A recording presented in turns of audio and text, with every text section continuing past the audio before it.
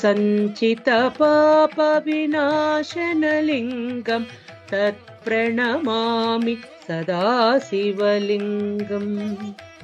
देवगणार्चितसेवितलिङ्गं भावैर्भक्तिभिरेव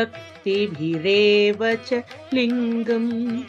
दिनकरकोटिप्रभाकरलिङ्गं तत्प्रणमामि सदा शिवलिङ्गम् अष्टदलोपरिवेष्टितलिङ्गं सर्वसमुद्भवकारणलिङ्गम् अष्टदरिद्रविनाशनलिङ्गं तत्प्रणमामि सदा शिवलिङ्गम् सुरगुरुसुरवरपूजितलिङ्गं सुरवनपुष्प सदार्चितलिङ्गम्